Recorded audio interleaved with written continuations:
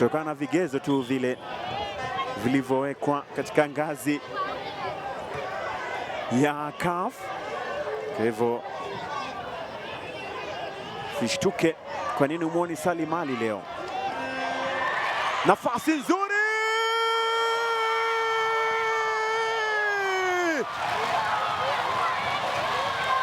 Paul Mutegi Kinyanjui anayetumia nafasi nzuri na kunyanyua the Slum Boys ndani ya Dandora. Mpaka sasa greatness within ndio inakula.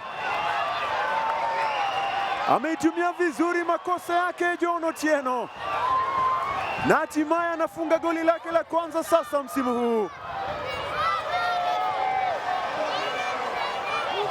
CEO anasema yes, this is Mathare United.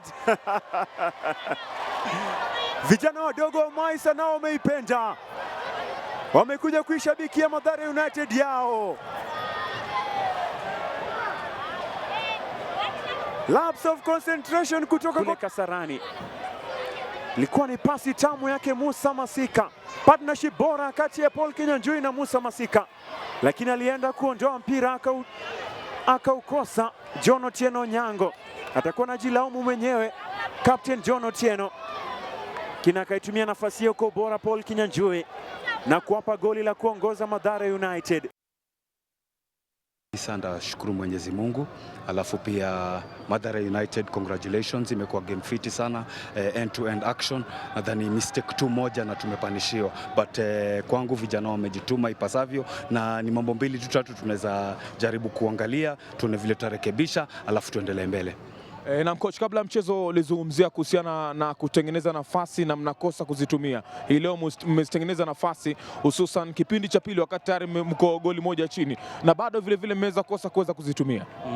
Yes, unaona kipindi cha pili, I think kipindi cha kwanza kidogo hatukupata nafasi. Kipindi cha pili tumepata, lakini niyo tukutumia. I think hiyo tu ndio imebaki sasa. Ni kurudi tu kwa mazoezi kuhakikisha ya kwamba ile nafasi kidogo tunapata. Unajua maybe sisi tunangoja tupate ile nafasi kubwa, lakini katika mpira hizi set pieces, hizi transitions, we can do something. Na hiyo ndio kitu sasa tunaweza enda kuakia kwa mazoezi, tuone kama itawaka.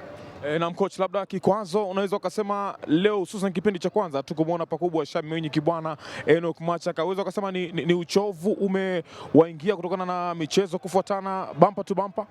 Pia inachangia kwa sababu ukiangalia game ya Maniema walijituma sana, na pia leo wamejaribu kujituma lakini imekataa, kwa sababu kipindi cha kwanza tulikuwa tunaona walikuwa wanajaribu, inakataa, walikuwa wanajibu, lakini kipindi cha pili tuliporudi kulikuwa na hiyo at least hiyo consistency, na hiyo play yetu ilikuwa poa, hatukupoteza mpira sana, nadhani tulikuwa miliki mpira sana, so I think inaingia, but sasa tutaona vile pia tutajaribu kuweka wachezaji wengine pia tuone kama wanaweza patiwa nafasi. Asante sana coach, kila laheri. Karibu. Kitu ya kwanza wacha nianze na kuzungumzia maybe disappointment ya hii kiwanja, kwa sababu nafikiria kama federation wanaja at least levels za football ziimarike, then nadhani hii si service ya kucheza Premier League. Na hii sijaanza kusema saa hii, hata last season nilikuwa naisema. Saa hii na wachezaji wawili kutoka na hii service, kwa sababu sijui kwa nini kiwanja itengenezwe then ibaki ikiwa half baked, if I might say so. Then ya pili ni kwamba the same song, kazi yangu nadhani kama mkufunzi ni kuwasaidia kutoa bola hapa mpaka nyuma ya defense line ya opponent. Hiyo nyingine siwezi ya kufundisha bana. Ukiangalia leo nafasi zimepatikana, sijui sasa hata naendeleaje, but la muhimu ni kwamba na alama 3 maybe zinanipatia motisha kwenda mechi ya wiki jao, early next week. Nadhani maybe tuendelea tu kufanya kazi, endelea kupolish hapa juu, tuone kama kuna mmoja wa Mungu atamgusa. Na coach, sio mara kwanza, sio mara pili, combination play nzuri ya Musa Masika Wanyama na Paul Kinyanjui tunaiona tena, na tumeona katika mechi mbili za mwisho wamekuwa kwanza, tofauti na mara nyingi tunaona kija kipindi cha pili. Tutarajie kuona combination play ya wachezaji hawa wawili sana pakubwa katika michezo ijayo.